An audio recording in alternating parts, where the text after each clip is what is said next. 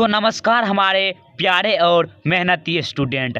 आज की इस वीडियो में हम दूरदर्शन पर संस्कृत में अनुच्छेद लेखन सीखने वाले हैं। साथ ही साथ हम आपको इसका अर्थ बताएंगे और इसे याद भी कराएंगे, क्योंकि यह इतना आसान है कि आपको देखने के बाद पूरा महसूस हो जाएगा कि ये तो हम भी लिख सकते हैं संस्कृत में अनुच्छेद। तो इस वीडियो को और समझने के लिए, क्योंकि हम इसे क्यों पढ़े, दूरदर्शन पर संस्कृत में अनुच्छेद लेखन सीखना हमें क्यों जरूरी है, तो इस महत्वपूर्ण बात को जानने के लिए आपको सर्वप्रथम इसे देखना होगा, जिससे पूरा डाउट क्लियर हो जाएगा। यहाँ पर आपको स्पष्ट रूप से पता चल रहा है कि ये 2022 में 10th बोर्ड एग्जाम के लिए संस्कृत का ऑफिशियल मॉडल पेपर है। तो आज की इस वीडियो में हम ऐसे क्वेश्चन को सॉल्व करने वाले हैं जो हर बार 7 अंक के पूछे जाते हैं। वो क्वेश्चन इस तरह से होते हैं कि निम्नलिखित में से किन्हीं एक पर 7 वाक्यों में अनुच्छेद लेखन कीजिए। तो वही क्वेश्चन इस बार भी आया है, तो हम सोचे कि इसी में से आपको किसी एक पर जो इम्पोर्टेंट है आ सकता है, उसी पर अनुच्छेद लेखन आपको सिखा दे, याद करा दे। तो पहले आपको हम वो क्वेश्चन दिखा देते हैं कि वो कौन सा क्वेश्चन है। तो आप यहाँ पर देख सकते हैं,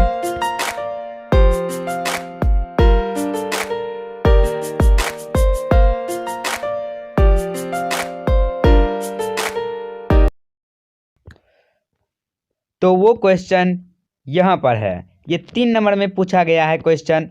और क्वेश्चन ये है कि निम्नलिखित में से किसी एक विषय पर संस्कृत में 7 वाक्यों में अनुच्छेद लिखिए। ये भी बिल्कुल 7 नंबर का एग्जाम में पूछा जाता है, जिसमें से हम आपको आज दूरदर्शन पर संस्कृत में निबंध लिखकर बताएंगे, क्योंकि यह अक्सर पूछा भी जाता है। अगर आपका भी कोई सवाल है कि हमें विद्यालय के महत्व पर बताइए, आदर्श ग्राम पर बताइए, कालिदास पर बताइए, तो आप उसे कमेंट में ज़रूर लिखिएगा। मैं आपको उसका वीडियो देने का प्रयास करूंगा। इसके पश्चात हम आपको बता दें कि इसके पहले भी हमने इसके 3 वीडियो बना चुके हैं संस्कृत में अनुच्छेद लेखन, जिसमें से हम आपको गंगा पर, हिमालय पर और जाके ग्राम जीवनम पर संस्कृत में निबंध लेखन बता दिए हैं। तो चलिए आज हम आपको दूरदर्शन पर संस्कृत में निबंध लेखन बता ही देते हैं। तो अब आप समझ चुके हैं कि यह आपके लिए कितना इम्पोर्टेंट है। तो चलिए इसका अर्थ और आपको आसानी तरीके से याद कराने का प्रयास करते हैं। तो पहला वाक्य है, दूरदर्शनम आधुनिक विज्ञानस्य एकः अद्भुतः आविष्कारः अस्ति। तो इसका मतलब हुआ कि दूरदर्शन आधुनिक युग में आधुनिक विज्ञान का एक अद्भुत आविष्कार है। हमारे साथ आप भी एक बोलने का प्रयास कीजिए और दोहराइए, दूरदर्शनम आधुनिक विज्ञानस्य एकः अद्भुतः आविष्कारः अस्ति। दूरदर्शन आधुनिक विज्ञान का एक अद्भुत आविष्कार है। दूसरा है, इदम मनोरंजनस्य साधनम अस्ति। यह मनोरंजन का साधन है, क्योंकि दूरदर्शन कहने का अर्थ होता है टेलीविज़न से, जो आप टीवी कहते हैं, जिसमें हमें विभिन्न प्रकार का मनोरंजन भी किया जाता है, उसी को दूरदर्शनम बोलते हैं। फिर तीसरा है, अस्य यंत्रस्य प्रथम मार्गदर्शकः पालनिपकः अभवत्। इस यंत्र का प्रथम जो मार्गदर्शक है वह पालनिपक हुए। अस्य यंत्रस्य प्रथम मार्गदर्शकः पालनिपक अभवत्। इस यंत्र का प्रथम मार्गदर्शक पालनिपक हुए। चौथा है, तत्पश्चात जॉन एल बेयर्ड महोदया सफल आविष्कारक का अभवत्।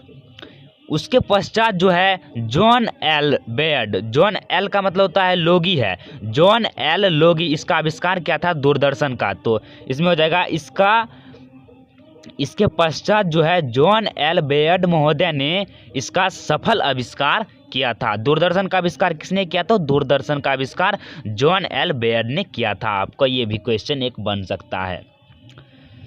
5वें वाक्य में आपको कुछ नया जानकारी मिलेगा, क्योंकि यहाँ पर जो आप देख रहे हैं ये कौन सा लिखा हुआ है, अंक आप नहीं समझ पा रहे होंगे, क्योंकि यह हिंदी में लिखा गया है, आपको हम बता रहे हैं। तो 5वां वाक्य है, असल सफल प्रयोग आंग्ल देशे तमे वर्षे अभवत्। तो ये कौन सा वर्ष है?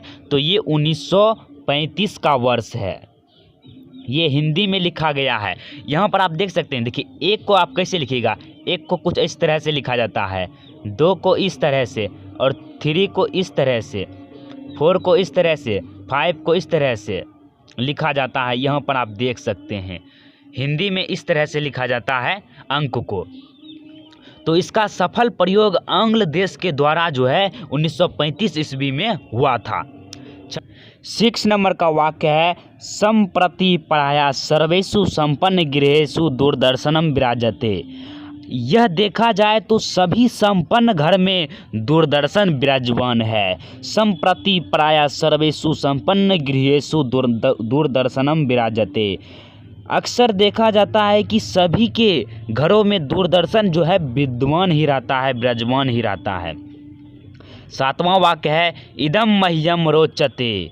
यह जो है बहुत ही रोचक लगता है देखने में दूरदर्शन। यही था आज की इस वीडियो में जो हम आपको अच्छे तरीके से बता दिए हैं। आशा करते हैं आपको आगे भी इस तरह का वीडियो हम देते रहेंगे। तो इसके लिए आपको कुछ नहीं करना है, इस चैनल को सब्सक्राइब करना है और मिलते हैं अगली वीडियो में। तब तक के लिए जय हिंद, जय भारत।